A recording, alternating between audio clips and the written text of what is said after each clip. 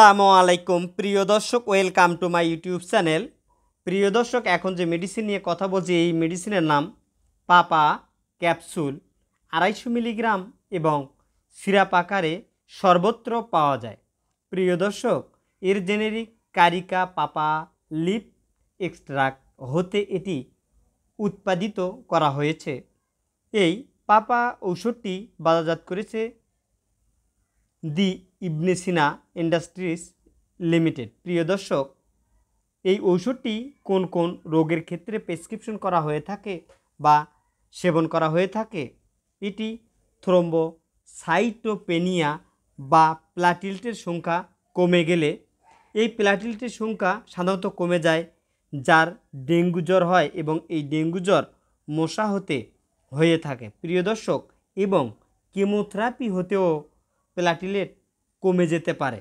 যাদের কেমোথেরাপি দিতে হয় বা কেমোথেরাপির পরবর্তী অবস্থায় এই প্লাটিলেটের সংখ্যা শরীরে কমে যায়। রক্তে প্লাটিলেটের সংখ্যা কমে গেলে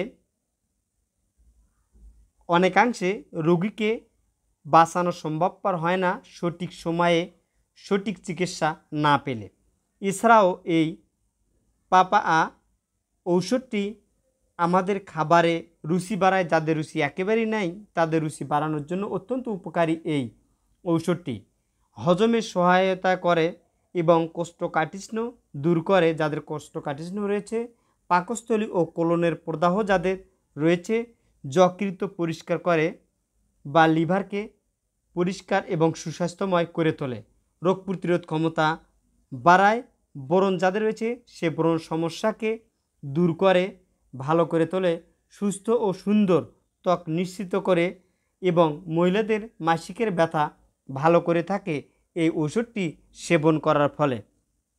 প্রিয় দর্শক, এই ঔষধটির মাত্রা এবং সেবনবিধি: এটি প্রাপ্ত বয়স্কদের 250 মিলিগ্রাম ক্যাপসুল দিনে 1টি 2টি বা 3টি করে 5 থেকে 7 দিন, এবং সিরাপটি বিভিন্ন বয়সে, সেই সাথে ক্যাপসুলটি বিভিন্ন বয়স অনুযায়ী এবং রোগের ধরনের ওপর ডিপেন্ড করে ডোজের কম বা বেশি হতে পারে। এর প্রাপ্ত বয়স্ক এবং অতিরিক্ত সেবন না করলে এই ওষুধটির তেমন কোনো পার্শ্বপ্রতিক্রিয়া নেই বললেই চলে। এতক্ষণ সাথে থাকার জন্য ধন্যবাদ। গর্ভাবস্থায় এটি সেবন করা উচিত নয়।